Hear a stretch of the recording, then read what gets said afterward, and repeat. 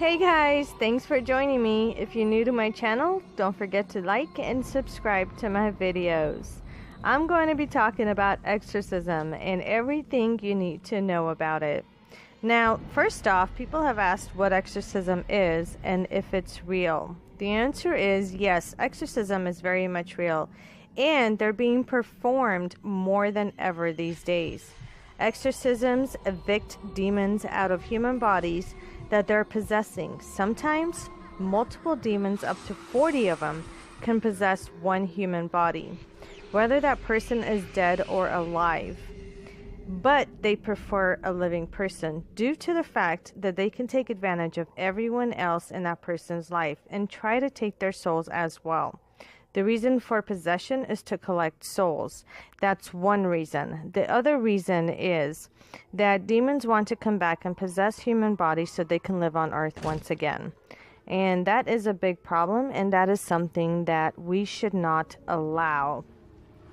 If you are being taken and being possessed by a demon, that means your life no longer exists, depending on the level of possession. So the sooner that you find out that somebody else or even yourself are being possessed, please get help immediately by a professional, an expert, somebody in that field. Before you do an exorcism, make sure you're prepared. Holy water, that's a must. A cross that needs to be blessed in church by a priest, because demons that you're possessing, that you are evicting out of somebody's body, can tell if it is actually blessed or not. Another thing that I think you should have is the Holy Bible. Demons, anyone in the dark side that's on earth walking around possessing people, they don't like anything that's holy. So that's another reason why I think you should be prepared and have the three main things, which is the holy water, the Holy Bible, and the cross that is blessed by a priest. Also, if you're going to do an exorcism, you should always do it on holy ground, meaning I would prefer to do it inside a church. The reason for that is if you are performing an exorcism and the demon successfully comes out of the person they are possessing, there is a higher chance of you or others around you during the exorcism gets possessed, which means the demon will jump into your body or others' body and possess them. They jump from one body to another. I mean, the strong ones, they could do whatever the hell they want, pretty much.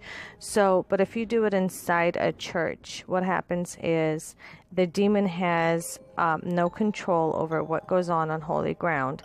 And on top of that, once they are casted out, they're casted out down to hell directly. So they have no chance to possess another person that's in there. Also, possessions can take place anywhere. Anywhere, meaning your home, inside your car, in a grocery store, outside on the sidewalk if you're walking, in a hotel room, in your own home, in your kitchen, anywhere that you go, even at work. People get possessed all the time. Think, depending on if there are dark entities that are looking to possess a human body, or that person has some kind of attachment and the demon that's attached to them decides they're going to start possessing that person. So either way, it's not safe.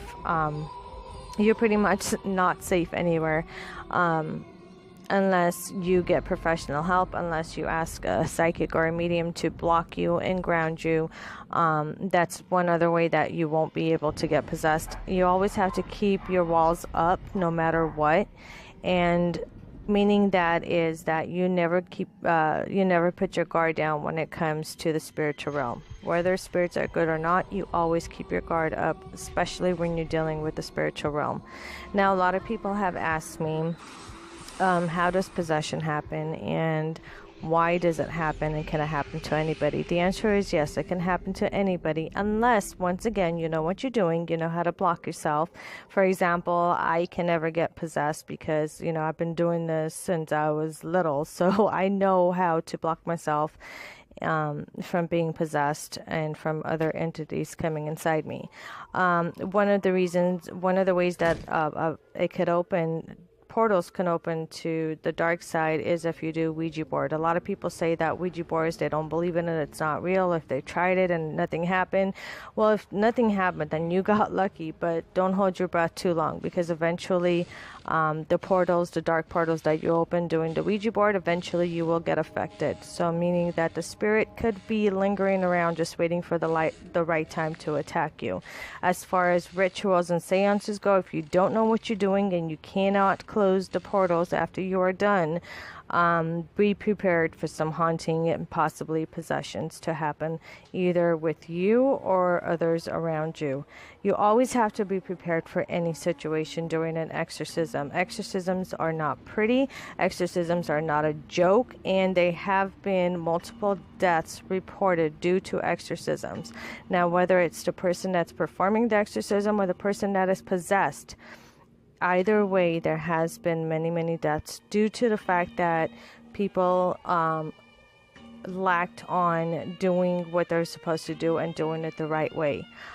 You always have to make sure you go prepared. I always prefer for people that are performing the exorcism to actually be there with more than one person. I would actually take 2 to 3 people with me, just to avoid any complications and any problems that the demon might give you during an exorcism. And it's not fun. Once again, it's very dangerous. And if you guys are going to perform it, especially for the first time, make sure you do it with an expert, with somebody in that field that knows exactly what you're doing.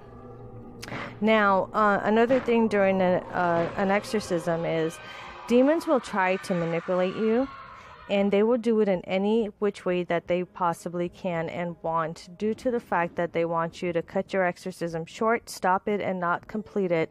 And that way the demon could continue to stay inside the person and ruin their life, possibly even kill them. One of the ways they can manipulate you is letting your deep, dark secrets out. They will try to get you as angry to a point where you just want to put everything down and walk out the door. And if you do that, then the demons win and you suck at exorcism. So you should never try to perform it with anybody else, because you're just going to put their lives in jeopardy. And another reason what they will do, another way that they will try to manipulate you is by not just telling your secrets, but everybody in the room. You know, everybody has something that you don't want your neighbor to find out. You don't want anybody to find out. And if anybody that's around you, whether they know you or not, guess what? If they manipulate you and you put your guard down and you walk out, you're through. And the way that they'll do it is they'll tell you your deepest, darkest secrets. They'll even try to threaten you, your family, your kids, your wife, your husband, anybody that's close to you at heart. They will try to threaten to kill them. They will try to threaten to hurt them. And no, not all exorcisms go with flying colors. There are complications, and due to the fact that if you have multiple demons inside one person possessing them, you might have to go back and do multiple exorcisms. That means you cannot give up. You need to stand your ground, put your foot down, and say, you know what, screw you, demon or demons, you're not in charge of my life. This is our world, not yours. It's time that you get the fuck out and you actually go back down to hell, where you came from and where you belong. The demons that walk on earth try to possess as many people as they can and collect as many souls as they can. And that's one of their major jobs. Their main job is to cause corruption and death on earth with people, with humans, in order for them to continue to live on earth. So their agenda is to collect as many souls and ruin as many lives as they can, to cause disruption, to cause anger and depression and everything they possibly can, just to make sure that they stay on earth. Now, if a demon is successful enough to possess you, then what happens is that's a scary demon. That's a strong demon. And when you're doing an exorcism, you need to be stronger than the demon that is possessing the body, or demons, which is worse, that is possessing the body. Now, I understand one demon, it could take a couple hours, maybe 2 to 3 days, but imagine having 30 to 40 demons at once. And imagine every single demon coming through that person and trying to talk to you in the most scariest, the most demonic voice, also, as well as growling as much as they possibly can through that person that they are possessing. You need to not be afraid. Even if you are afraid, you need to stand your ground and do not show fear. Because once you show fear during an exorcism, then that shows weakness in the demon's eyes. And that shows that you're not made to do an exorcism. You're not made to destroy a demon on earth. So therefore, they will take advantage. They will pretend. If you're not good at what you're doing and don't know the difference, they'll pretend that they're completely out of the person. They will manipulate you in that kind of way as well. And so when you think that your possession and your exorcism is complete, you are completely wrong, my dear. That means you need to find an expert to help you on it. So again, if you're new to doing an exorcism, make sure you have somebody else with you that is an expert on it.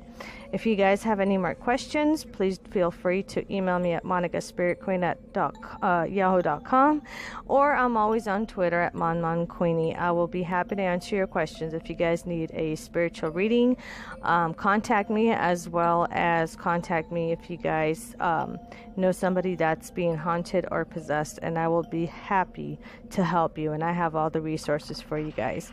Thanks for watching. God bless and love you.